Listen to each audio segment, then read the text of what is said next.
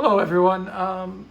My name is Tim. I'm an amateur astronomer, and a while back, big fan of Dylan O'Donnell, and he created a video describing and showing an example of how fast his stacking was after he replaced a new computer, and that got me to start thinking. I'm in IT. Let's see what I can do to get maybe faster processing power to get my system going faster a little bit. So this is my current rig right now that I have that I use for my processing. It used to be my old gaming computer, and I just repurposed it for astronomy.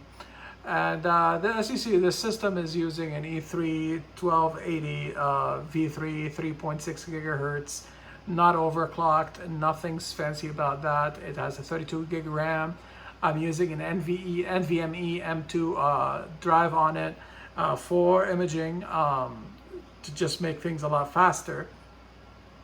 And that's pretty much the system. So I decided to go and get a new workstation, a repurposed server. It's the HP DL380, 380 Generation 8. And I populated that with two E5-2643 V2 CPUs, which gives me a total of 12 3.5 gigahertz cores, obviously with hyperthreading. And then I added 128 gig RAM and added an NVMe, the same exact NVMe that I have on the other box. And basically I have 110 M45 frames that I want to test on, and that's what I'm going to be running the PXE test on for both systems. So if you see, I've already added all the files to my PixInsight batch processing script.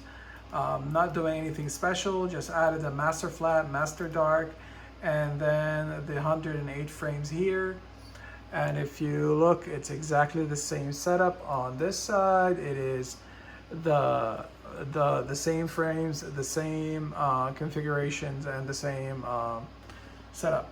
So I put in here the processing. So let's see if PixInsight is able to utilize all the processors that we have available and see how fast, relatively faster that it is. It's going to be a little bit of a longer video, so let's see how it goes.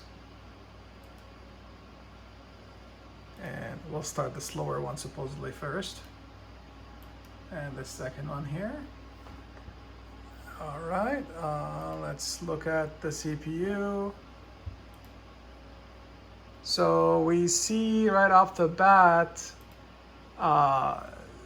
PixInsight on this side is using 5% CPU. This one, on the other hand, is using 13% of the CPU. If you look at the data, it seems to be actually surprisingly faster on the older system than it is on the old other system. This is going at 41, and that's actually surprising.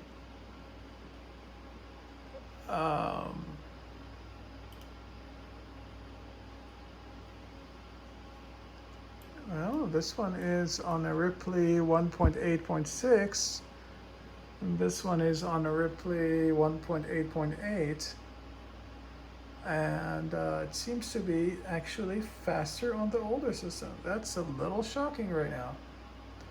However, let's see when it actually starts going into the processing of this.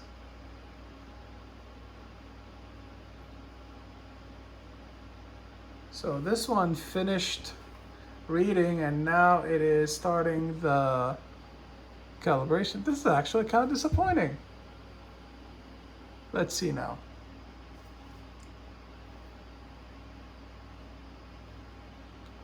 There we go. Now it's pulling the entire CPU on this one, and it actually is. So maybe the NVMe on the older system is actually faster than the one on this system.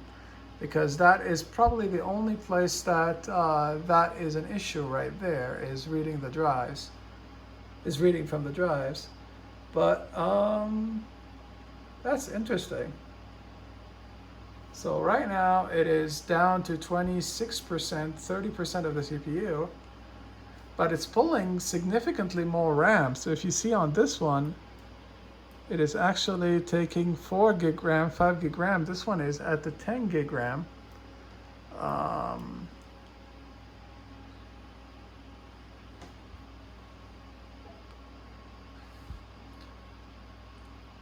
Well, this seems to have caught up significantly.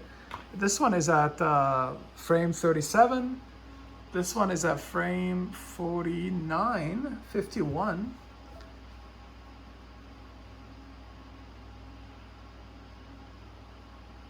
'56, frame 38.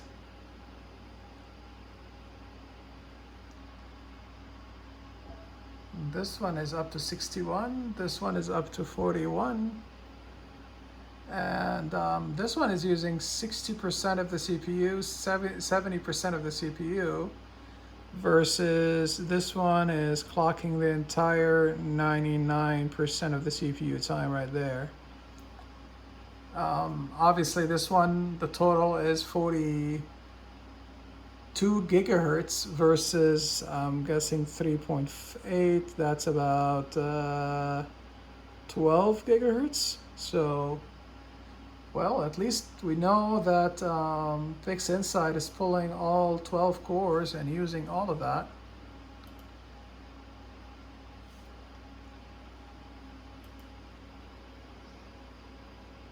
So we know here there's a bottleneck on the CPU. And this one, it definitely shows that it's not having a bottleneck issue on the CPU.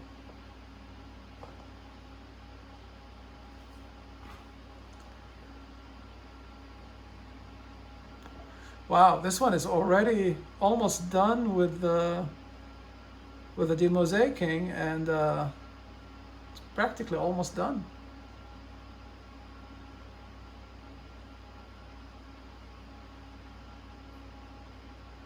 Wow.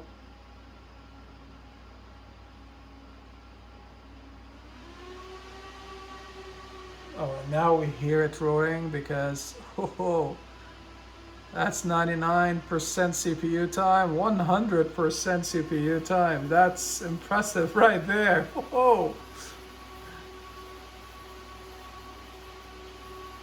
It is roaring.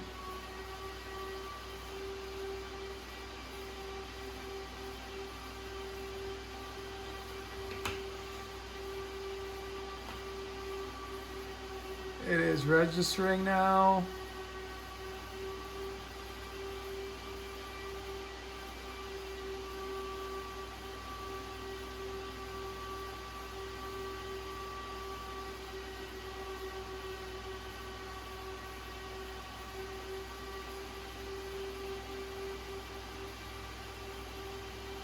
So a heads up, these frames are using ASI 71. They are, it has a big pixels on it, so it's well, a lot of pixels on it, so it's each frame is about 31 megabytes in size.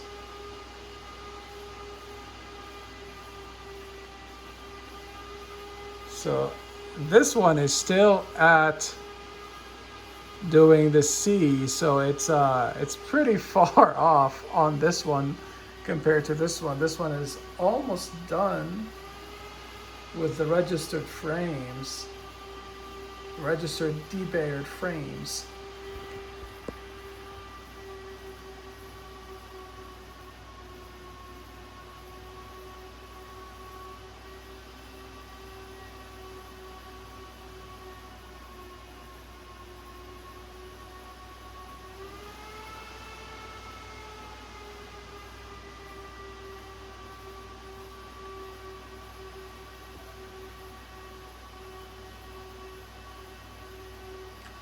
Finally, this one is actually going into registration of the frames.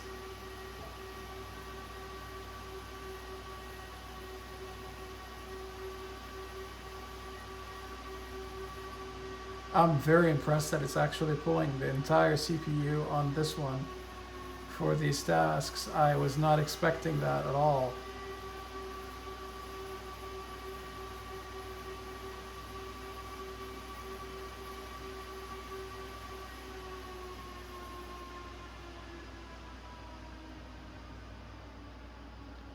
Oh, now it's relaxing.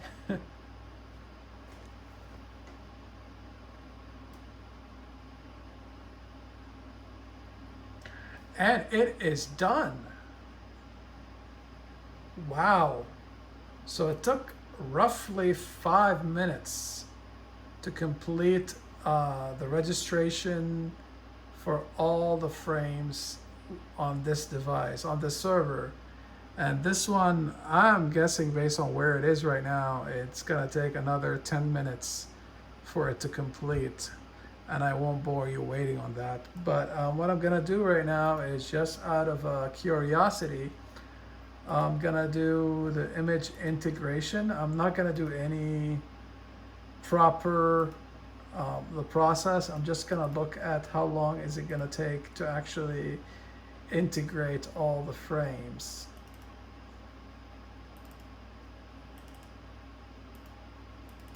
Whoops.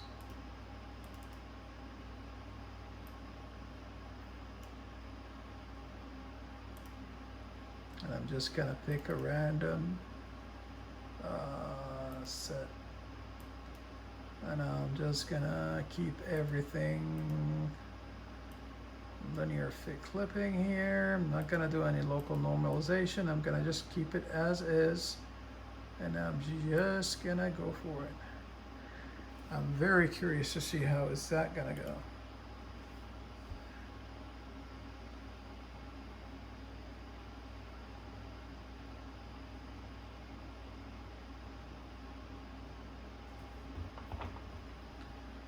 All right, back to 100% CPU time.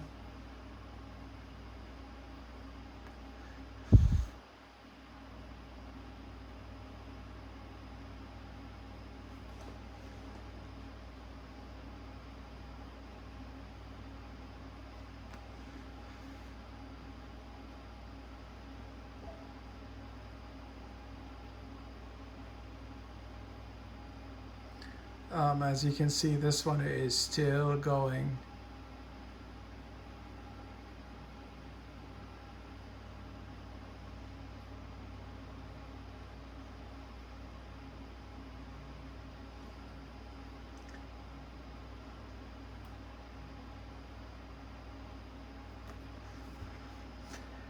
It seems that if it's actually pulling 100% of the CPU, this means that we can, in theory, if we are able to spend more time, more money, drop more money on this, and increase even better, get better CPUs, maybe even higher amount of cores on maybe 3.8 gigahertz, maybe 4. PixInsight seems to be able to handle that and properly use the CPU time, and that's very impressive.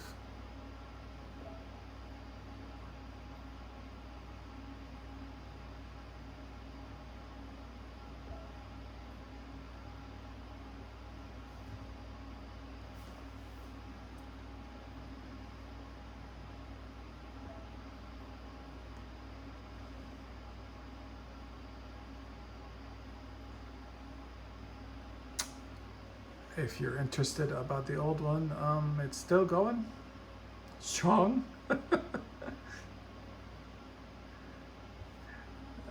This one is at well, still viewing all the frames.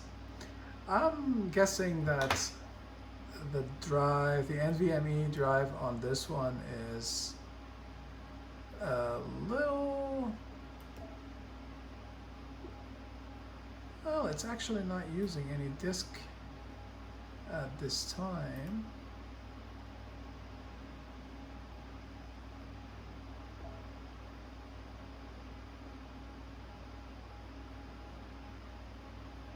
All right, this is really usually annoying. Let's see how long this is going to take, this process.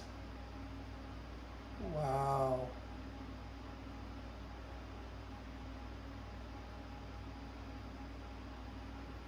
Yeah, that's a little faster, I can tell you that.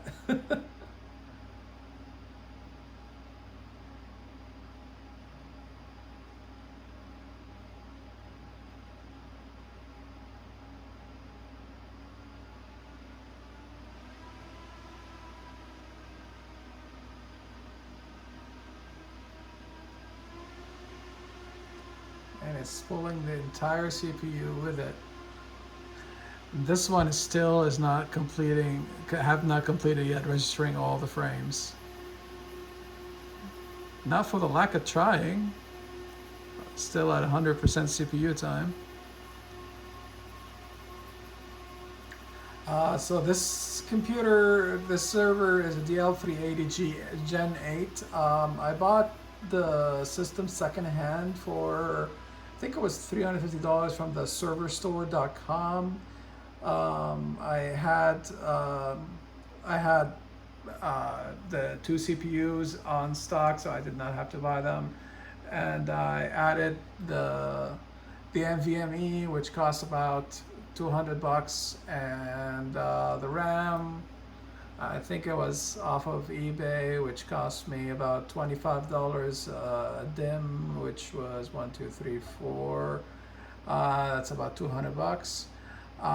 Still looking to buy a video card and see how I can configure that on it, but still, for now, it's not necessary until I'm actually ending up using SmartNet as StarNet, which I definitely want to use. So we'll figure that one out when we get to it. Oh, so this one completed the registration of all the frames. I'm not going to even try going and registering the frames here and stacking the frames here, because it's definitely going to be significantly slower.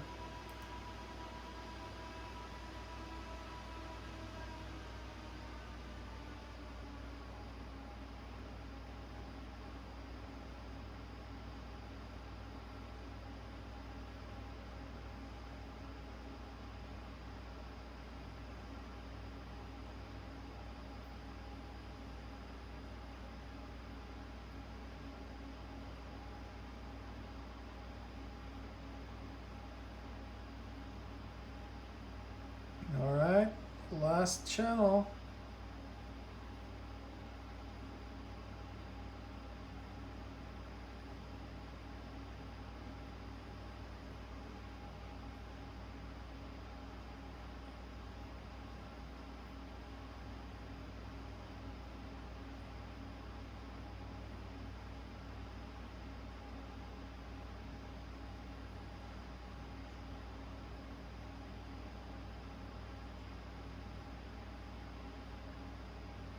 Come on, buddy.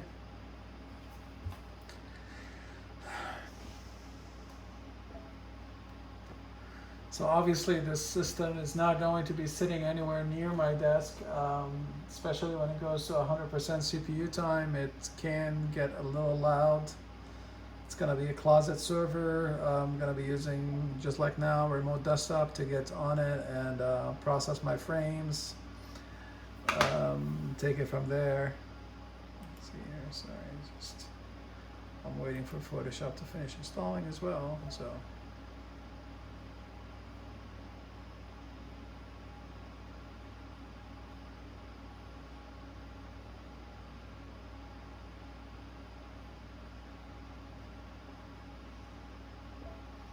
Wonder what would, if adjusting the buffer size and the stack size would make any difference. Wow, it finished that as well already. It's completing the noise scaling, and that should take a few. That's not the. And it's done. Well, there you have it, folks. Higher clock rate saves you a lot of time. Thank you, Dylan, for your for motivating me to do this. And good luck, everyone. If you have any questions, leave them in the comment section. I'll get to them. Thank you. Bye bye.